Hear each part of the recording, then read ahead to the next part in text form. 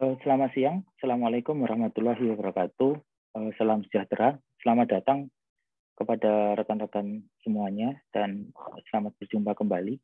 Nah, hari ini kita akan membahas 9 persiapan rumah sakit yang harus diselesaikan selambatnya 1 Januari tahun 2023. Nah, ini adalah ketentuan di dalam peraturan pemerintah nomor 47 tahun 2021 tentang penyelenggaraan rumah sakitan. Peraturan tersebut merupakan peraturan pelaksana dari Undang-Undang Cipta Kerja, yaitu Undang-Undang Nomor 11 Tahun 2020. Di dalam ketentuan undang-undang tersebut ada beberapa substansi yang kemudian berubah di sektor kesehatan. Perubahan itu adalah perubahan yang berkaitan dengan Undang-Undang Nomor 36 Tahun 2009 tentang kesehatan, Undang-Undang Nomor 44 Tahun 2009 tentang rumah sakit, kemudian Undang-Undang Nomor 5 tahun 1997 tentang psikotropika, kemudian Undang-Undang Nomor 35 tahun 2009 tentang narkotika, dan Undang-Undang Nomor 18 tahun 2012 tentang pangan. Nah, berkaitan dengan perizinan dan klasifikasi rumah sakit, jadi perizinan dan klasifikasi rumah sakit mengalami perubahan. Itu juga dijelaskan di dalam peraturan pemerintah nomor 47 tahun 2021. Nah, perubahan itu, kalau sebelumnya tahun 2020 itu adalah Peraturan Menteri Kesehatan nomor 3 tentang perizinan dan klasifikasi rumah sakit, ada beberapa ketentuan itu yang kemudian berubah melalui Peraturan Menteri Kesehatan nomor 14 tahun 2021. Ketentuan yang berubah itu adalah proses izinnya sekarang melalui online single submission atau OSS, dan rumah sakit harus mempunyai nomor induk berusaha. Selanjutnya kemudian persyaratan-persyaratan untuk perizinan itu ada persyaratan khusus dan ada persyaratan umum. Persyaratan khususnya itu adalah setiap rumah sakit harus memiliki studi kelayakan atau feasibility study. Kemudian harus mempunyai dokumen arsitektur rumah sakit atau yang kita kenal dengan DED, Design Engineering. Kemudian master plan rumah sakit. Kemudian ada dokumen bukti fungsi atau uji coba untuk alat kesehatan yang baru dan dokumen kalibrasi untuk alat kesehatan yang wajib dikalibrasi. Kemudian ada persyaratan umumnya. Persyaratan umumnya itu meliputi 1, berbadan hukum, bisa perseroan ataupun yayasan. Yang kedua adalah profil rumah sakit. Yang ketiga dokumen komitmen untuk berakreditasi. Untuk rumah sakit yang baru itu kalau mengacu pada Peraturan Menteri Kesehatan Nomor 12 Tahun 2020 itu selambatnya 2 tahun bagi rumah sakit yang baru harus mengajukan akreditasi. Kemudian surat keterangan kesesuaian lokasi dan lahan dan durasi pemenuhan bila ada kekurangan selama 2 tahun sejak NIB diterbitkan. Nah, setiap rumah sakit kemudian melakukan assessment untuk kemudian membuat sebuah roadmap atau perencanaannya menuju tahun 2023. Perencanaannya itu meliputi berkaitan dengan klasifikasi rumah sakit, ada banyak perubahan di sana, sehingga rumah sakit itu perlu menetapkan kebijakan dan strategi rujukan. Dokumen kebijakan dan strategi rujukan itu ada pada bisnis plan rumah sakit. Yang kedua itu tentang rawat inap. Jadi ada ketentuan tentang kelas rawat inap standar, 40% untuk rumah sakit swasta dan 60% untuk rumah sakit milik pemerintah. Oleh karena itu, kemudian rumah sakit menyikapinya dengan melakukan review terhadap master plan-nya. Yang ketiga, berkaitan dengan rujukan berbasis kompetensi, kemudian rencana adanya single tarif pelayanan kesehatan dan perizinan pelayanan-pelayanan unggulan, maka disarankan rumah sakit melakukan review renstra-nya dan review terhadap bisnis plan-nya. Kemudian berkaitan dengan pengawasan rumah sakit, maka rumah sakit perlu kemudian harus mereview tentang hospital bylaw-nya. Setiap rumah sakit menetapkan strategi yang berbeda, yang pada intinya rumah sakit harus mempersiapkan dan melakukan perubahan-perubahan yang sifatnya vital untuk kemudian menyesuaikan atau meningkatkan kepatuhan kepada regulasi rumah sakitan. Yang pertama, yang mesti harus dirubah itu adalah tata kelola rumah sakit. Ya betul, kalau di Undang-Undang Rumah Sakit, tata kelola hanya disebutkan bahwasanya setiap rumah sakit harus memiliki organisasi yang efektif, efisien, dan akuntabel. Dan di dalam tata kelola itu ada namanya tata kelola perusahaan atau good corporate governance, dan tata kelola klinis yang baik adalah good clinical government. Tata kelola klinis yang baik ini nanti acuannya misalkan kalau klinis medis itu ada pada Komite Medik itu peraturan pemerintah nomor 755 tahun 2011, dan kalau Komite Keperawatan itu peraturan pemerintah nomor 49 tahun 2013. Jadi tata kelola rumah sakit harus disesuaikan dengan peraturan perundang-undangan yang berlaku. Nah, konteks efisien, efektif ini dan akuntabel setiap rumah sakit tafsirannya memang berbeda. Tapi upaya untuk efisiensi itu dilakukan melalui pendekatan tata kelola rumah sakit. Kedua, sistem organisasi rumah sakit harus dinilai kembali. Jadi setelah tata kelola selesai, lihat kembali struktur organisasi rumah sakit. Struktur organisasi rumah sakit itu adalah pengaturannya di dalam Peraturan Presiden Nomor 77 Tahun 2015. Di sana, setiap rumah sakit boleh menentukan bentuk strukturnya untuk rumah sakit swasta. Diharapkan bentuk struktur itu yang efektif, yang sesuai dengan kebutuhan rumah sakit. Sedangkan untuk rumah sakit negeri itu ketentuannya bukan hanya menggunakan Perpres 77 tahun 2015, tetapi ketentuan juga menggunakan Peraturan Pemerintah Nomor 72 tahun 2019 tentang perubahan atas Peraturan Pemerintah Nomor 18 tahun 2016 tentang perangkat daerah. Kemudian yang ketiga, dilakukan assessment. Jadi rumah sakit harus menilai diri sendiri. Jadi kalau kita lihat ada beberapa skema penilaian, banyak sekali skema penilaian. Mungkin skema penilaian yang paling gampang atau yang paling mudah kami sampaikan. Jadi rumah sakit harus menilai apakah pesaing atau kompetitor rumah sakit itu berbahaya. Jika rumah sakit tidak memiliki kompetitor, maka posisinya sangat dominan karena semua segmen bisa dikuasai. Bila rumah sakit mempunyai kompetitor yang berbahaya, maka rumah sakit harus menilai apakah pelanggan atau pasien itu mampu untuk kemudian membayar lebih. Nah, pada saat seperti ini kan universal coverage itu memang diharapkan bisa 95%, sesuai dengan peraturan Menteri Hukum dan HAM. Nah, saat ini banyak pasien yang menggunakan BPJS Kesehatan, dan dalam salah satu klausul BPJS Kesehatan itu diharapkan tidak ada iur biaya. Jadi dapat disimpulkan bahwasanya pasien tidak bisa membayar lebih. Nah, ketika pasien tidak bisa membayar lebih, maka pertanyaan berikutnya, dengan biaya bisnis yang rendah atau biaya pendapatan yang rendah rumah sakit, apakah rumah sakit mampu kemudian memberikan pelayanan? Nah, apabila tetap mampu memberikan pelayanan, rumah sakit itu berarti sudah melakukan sebuah proses menuju efektif dan efisien. Apabila tidak mampu memberikan pelayanan, kemudian rumah sakit didera kerugian, mungkin pilihan yang terbaik itu adalah keluar dari bisnis rumah sakitan.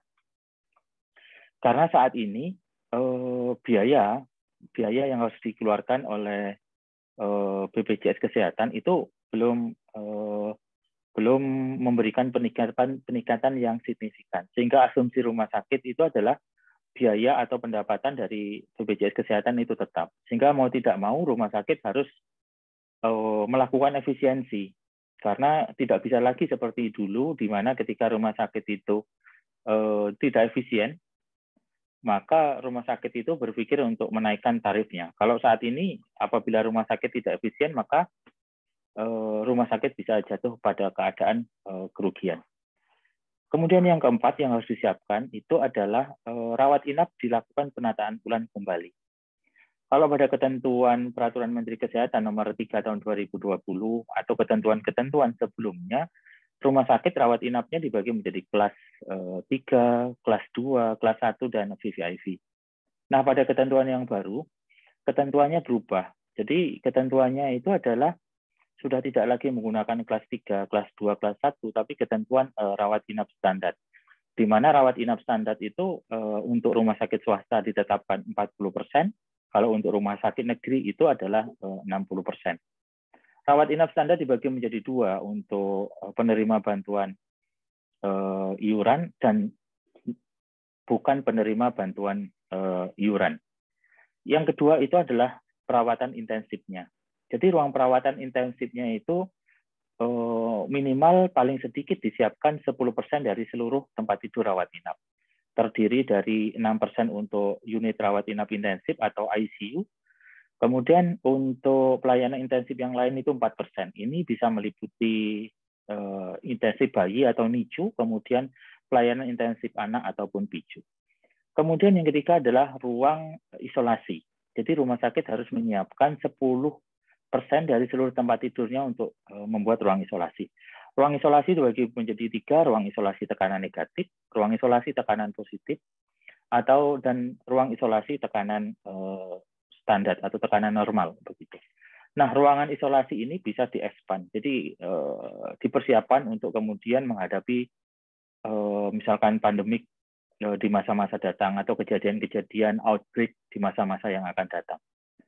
Dari 10% itu kewajibannya harus bisa diekspand atau diperluas. Jadi untuk rumah sakit swasta bisa diperluas itu minimal 20%, untuk rumah sakit negeri minimal 30%. Jadi kalau kita lihat untuk rumah sakit negeri itu kewajibannya itu 60% itu untuk rawat inap standar, 10% untuk ICU, dan 10% untuk ruangan isolasi.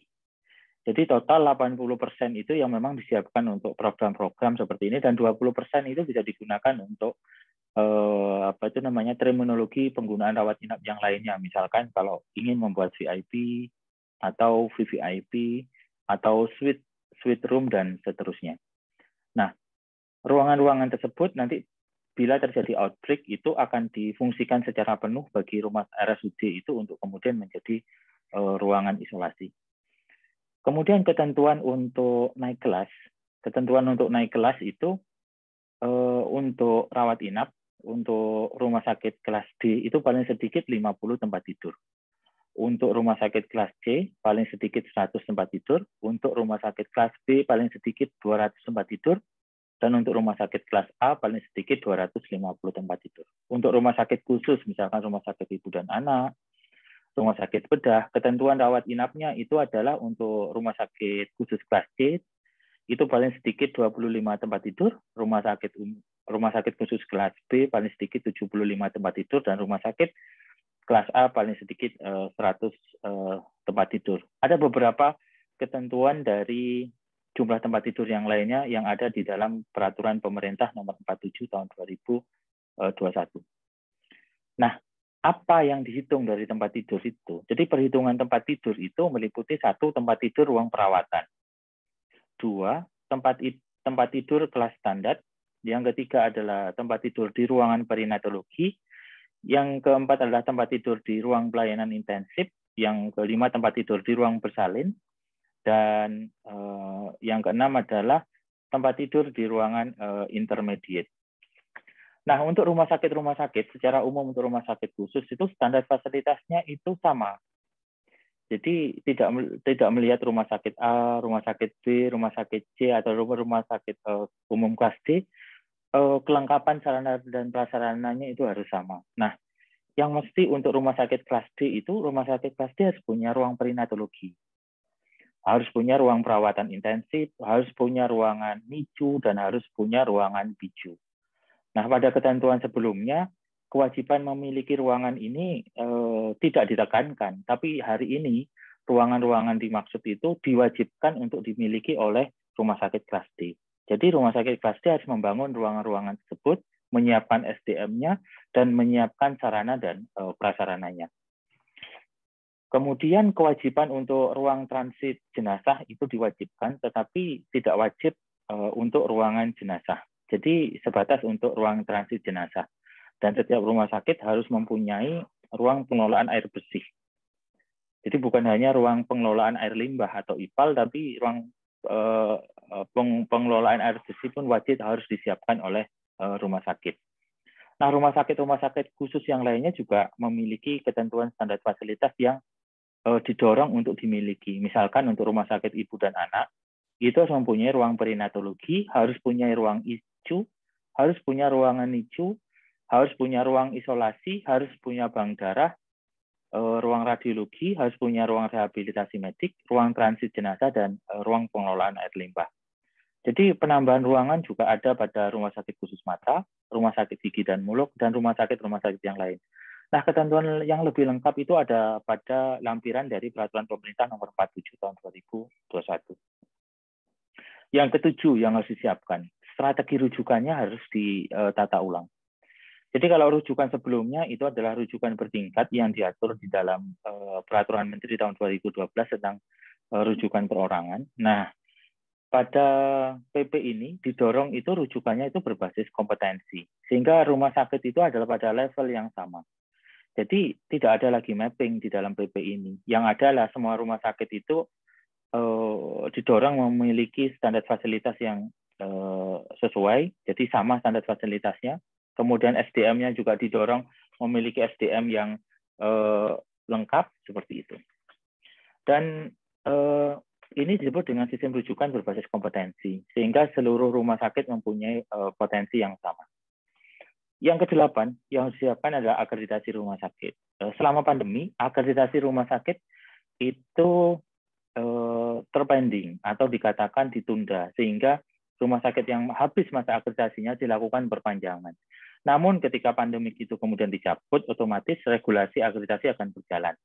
Nah, regulasi akreditasi itu rumah sakit harus terakreditasi secara berkala minimal 3 tahun sekali.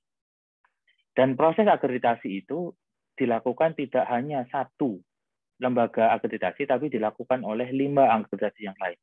Jadi selain ada komisi akreditasi rumah sakit, ada juga lembaga akreditasi fasilitas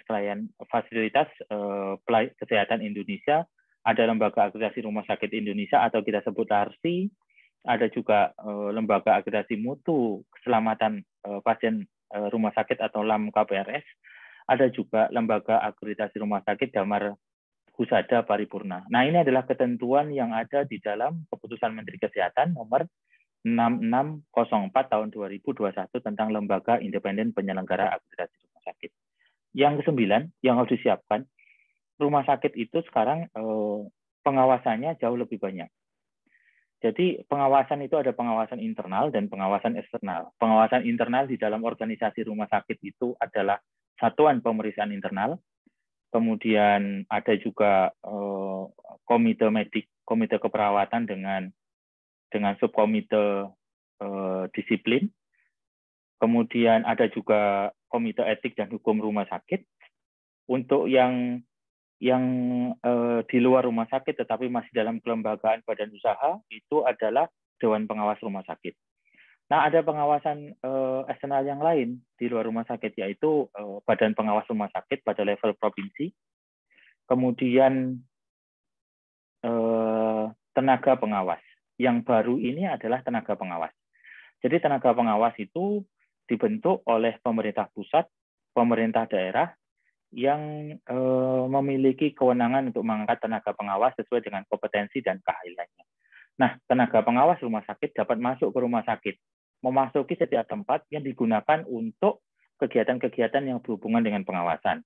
Dapat memeriksa setiap lokasi, fasilitas yang berkaitan dengan lingkup pengawasannya, dapat memeriksa izin, memeriksa setiap dokumen, mewawancarai orang yang dianggap memiliki informasi dan berkepentingan, melakukan verifikasi, klarifikasi, dan kajian, dan memberikan rekomendasi berdasarkan hasil pengawasan. Jadi ada 9 yang harus disiapkan oleh rumah sakit, mulai dari perencanaan strategisnya, tata kelola rumah sakit, sampai dengan hal-hal yang bersifat secara teknis, yaitu pengaturan tempat tidur di rumah sakit. Terima kasih. Semoga kita semua dapat menyiapkannya sebelum 1 Januari tahun 2023. Saya tutup. Assalamualaikum warahmatullahi wabarakatuh.